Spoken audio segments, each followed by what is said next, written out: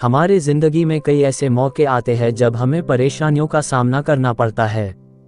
कई लोग तो जीवन में संघर्ष कर आगे निकल जाते हैं और कई अपने हालातों से हार मानकर खुद को जिंदगी के हवाले कर देते हैं। ऐसे में हमारी जिंदगी और हमारा खुद का कोई वजूद नहीं रहता। दुनिया उसी को सलाम करती है जो अपने कलाम खुद लिखते हैं। सिर्फ इंसान ही नहीं, कुदरत में हर प्राणी के साथ ऐसा होता है। तो आइए जानते हैं बाज के जीवन से जुड़ी आश्चर्यजनक किंतु एक ऐसा सत्य जो हम सबको प्रेरणा देगा। बाज लगभग 70 वर्ष जीता है, परंतु अपने जीवन के 40वें वर्ष में आते आते उसे एक महत्वपूर्ण निर्णय लेना पड़ता है। इस अवस्था में उसके शरीर के तीनों प्रमुख अंग बेअसर होने लगते हैं। पहला, पंजे लंबे और लचीले हो जाते हैं और शिकार को पकड़ने में कमजोर हो जाते हैं। दूसरा, चोंच आगे की तरफ मुड़ जाती है और भोजन निगलने में मुश्किलें पैदा होने लगती है। तीसरा, पंख भरी हो जाते हैं और सीने से चपकने से कारण पूरे खुल नहीं पाते हैं और उड़ाने सीमित कर देते हैं।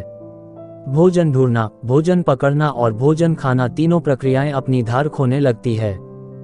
उसके पास 3 ही रास्ते बचते हैं, या तो अपनी शरीर छोड़ दे, या अपनी प्रवृत्ति छोड़ गिद्ध की तरह त्यागी हुए भोजन पर निर्भर हो जाए, या फिर स्वयं को फिर से स्थापित करे।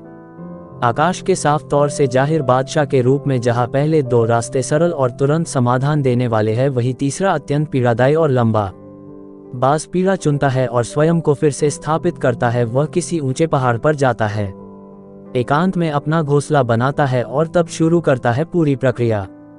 सबसे पहले वह अपनी चोंच चट्टान पर मार मार कर तोड़ देता है। अपनी चोंच से अधिक पीड़ादायक कुछ भी नहीं है पंछीराज के लिए।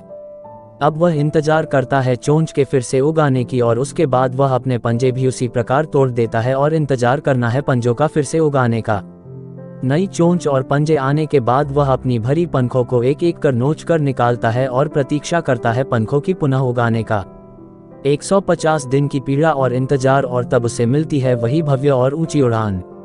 इस पुनर्स्थापना के बाद वह ऊर्जा, सम्मान और गरिमा के साथ 30 साल और जीता है। आपने कई बार ये सुना होगा, भगवान भी उसी की मदद करते हैं जो अपनी मदद खुद करता है। आज आपको इसकी मिसाल मिल गई होगी। जैसे बाज संघर्ष करता है 150 दिन तक, और भगवान उसका संघर्ष बेकार नहीं जाने देते, उसको नई जिंदगी देकर कुदरत हमें सिखाने बैठी है। जैसे पंजे पकड़ के प्रतीक है, चोंच सक्रियता की और पंख कल्पना को स्थापित करते हैं। इच्छा हालातों पर काबू रखने की, सक्रियता स्वयं की अस्तित्व की गरिमा बनाए रखने की, कल्पना जीवन में कुछ नएपन बनाए रखने की।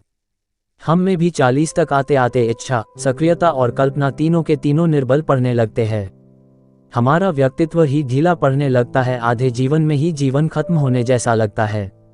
उत्साह, आकांक्षा, ऊर्जा नीचे की ओर जाने लगती है। हमारे पास भी कई विकल्प होते हैं, कुछ सरल और कुछ पीड़ादायक। हमें भी अपने जीवन के मजबूरी भरे अतिलचीनेपन को त्याग कर काबू दिखाना होगा। बाज की पंजों की तरह हमें भी आलस पैदा करने वाली वक्र मानसिकता को त्याग कर ऊर्जा से भरी सक्रियता दिखानी होगी। बाज की चोंच की तरह हमें भी भूतकाल में जकड़े अस्तित्व के भारीपन को त्याग कर कल्पना की आजाद उड़ानें भरने होंगी। बाज की पंखों की तरह 150 दिन ना सही 1 माह ही बिताया जाए स्वयं को दोबारा स्थापित करने में। जो शरीर और मन से चिपका हुआ है उसे तोड़ने और नोचने में पीड़ा तो होगी ही। बाज तब उड़ानें भरने को तैयार होंगे। इस बार उड़ानें और ऊंची होगी, अनुभवी होंगी और अनंत की ओर जाएंगी। जीत तक जंग जारी रहेंगी।